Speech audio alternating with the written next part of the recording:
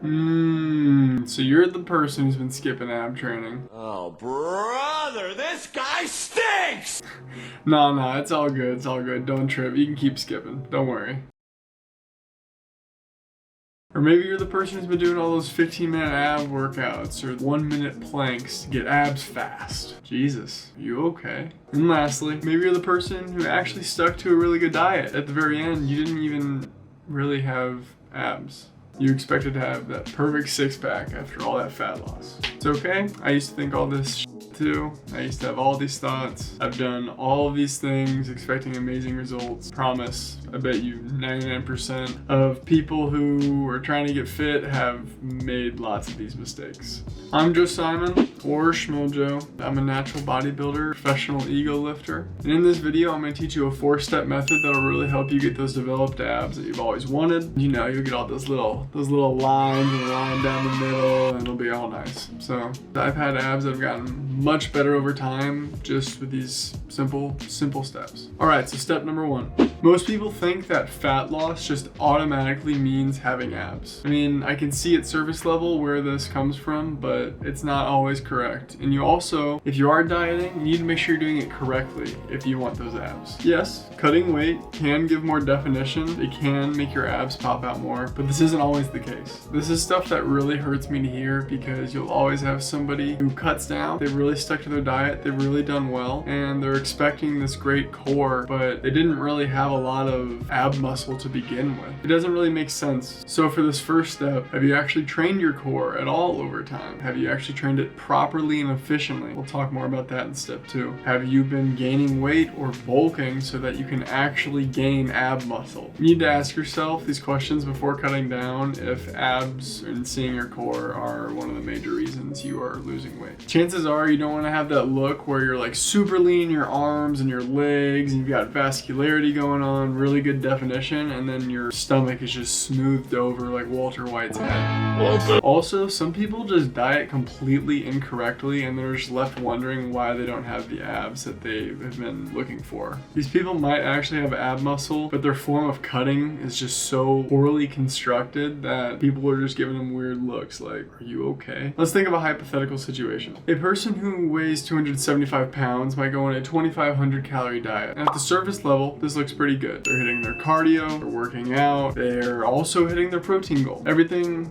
sounds good, looks good, they're eating healthy foods. Okay, so have we started to subtract the calories burnt from your workout, from running and cardio? After that, we're at a sub 2,000 calorie diet. You're really worried that they're just completely starving themselves. Yeah, people have to eat less to get lean and they have to do cardio to get lean, but your metabolism is gonna be so up that your body is not going to be working properly to make yourself look leaner, and you're going to be losing muscle mass. You just overall will feel like shit. Like you're just not going to be in the right headspace most of the time. You're just going to ache. You're not going to recover properly. Like the first thing you should think about is just dieting correctly. Please diet correctly. For the love of God! Please!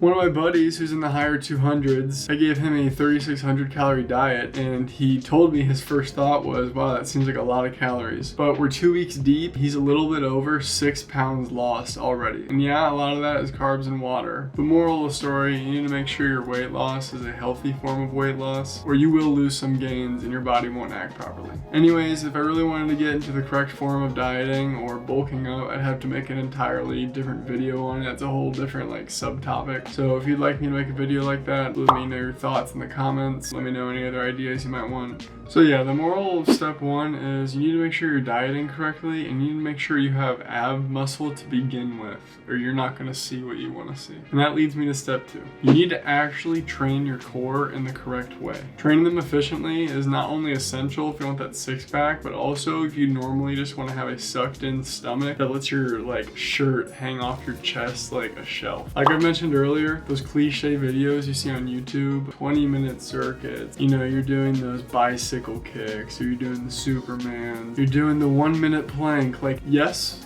Those are very good for very beginner lifters. Those are very good for people who are trying to get a nice little burn, cardio, maybe they get a little bit of ab development. But what happens when your core is like actually strong? What happens when your core is actually developed and you want to take it that step further? You want to make it look better. As time goes on, these cliche exercises will be nothing but cardio and they'll be more annoying than anything. And I'm pretty sure you'll be left wondering why the hell you're putting in so much work and getting out such little results. Don't worry. The solution is super simple. 2 or 3 exercises that you can implement at the end of your workout 2 times a week, and it'll be your saving grace. The 3 exercises are cable crunches, hanging leg raises, and a decline weighted crunch. Just like most exercises where you're trying to get stronger each week, you want to be doing 6 to 12 sets. But me personally, I'd knock that down to 6 to 10 because your abs are already getting a decent amount of work throughout the week when you're doing compound lifts, but they're not getting enough to actually stimulate growth unless you're newer to the game. So I would definitely do 6 to 10 sets 2 times a week. If you haven't already heard this term before, or if you have, I'm sure you're gonna love it or hate it. Progressive overload. You need to progressive overload your core just like everything else. It's a muscle just like the rest of your body. It doesn't work any differently. You treat it the same. Progressively overload. If you don't already know what that means, it's just incrementally getting stronger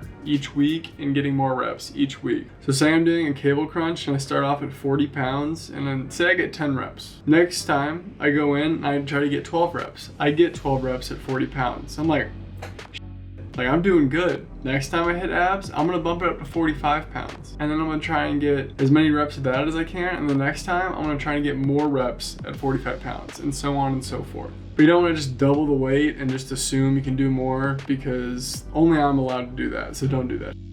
But yeah, once you implement these things in your split or how you work out, you will get a stronger core that's more developed over time, and you will get that nice little look that even when you're like standing up or sitting down, people can tell like they have abs underneath their shirt. All right, we're halfway through. You know I'm gonna say, don't you? Nah, but for real, thank you for watching this far. I'm a pretty new channel and I'd love to hear your thoughts in the comments, what ideas you have for me, what things I can improve. I would really appreciate your feedback. A like or subscribe means way more than you think it would. So anyways, thank you for watching this far, and let's get on to the final 2 steps. This sounds cliche, but hear me out. You genuinely need to want it bad enough. We all know someone who skips legs, but I'll guarantee you, I'll gamble my whole mortgage on this. You know more people who skip abs than they do legs, like I promise you. Whether that's because they think they're already getting enough working out in, maybe they already think their abs are developed enough, or maybe it's some other bull excuse, but I promise you it will catch up to you.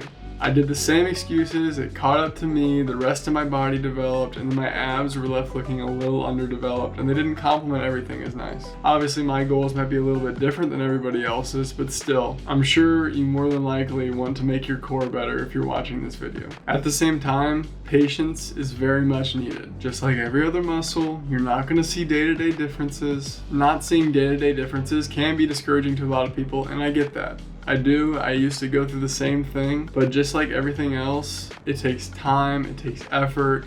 You need to consistently hit these 2 times per week on average. Some people have a little bit different of a split. It's not always 2 times per week, but as long as you feel like you're getting a great ab workout in that isn't too much, isn't over fatiguing, I promise you it will grow. And on top of that, it's more discouraging because we just covered it earlier. Yes, it's true. When you have more body fat, you're not gonna be able to see your abs as well, just like you're not able to see the rest of your muscles as well.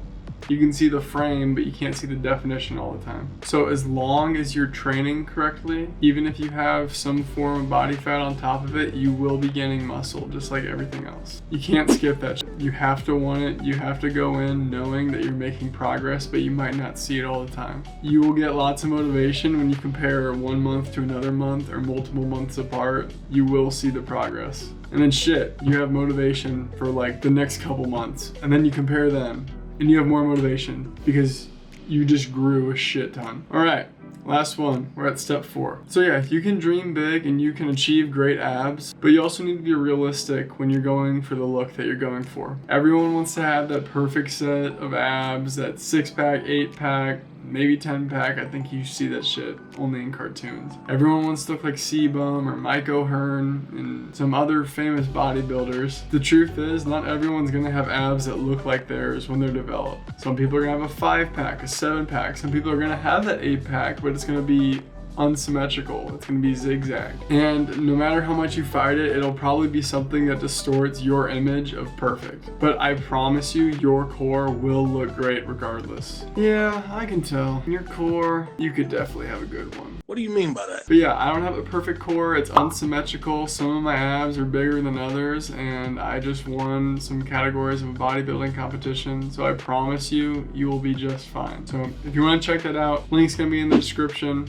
and hopefully you'll enjoy that one too. Like, I like the way my abs look. I mean, technically I wish they'd always look better, but you will like the progress you've made, and you will get something that really does suit yourself. So just be realistic about your genetics. Just because your abs might look different than someone else's doesn't mean that you might not be able to grow faster than someone else's. And also, just because you see someone with a great looking 6-pack or 8-pack, some people have 4-packs, just because theirs looks great doesn't mean you're not putting in just as much work as they are. They've just been doing it for longer than you have.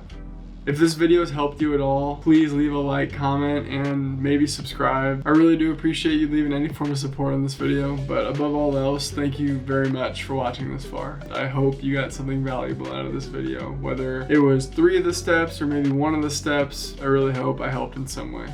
So, thank you again, and I'll see you in the next video I make. Thanks.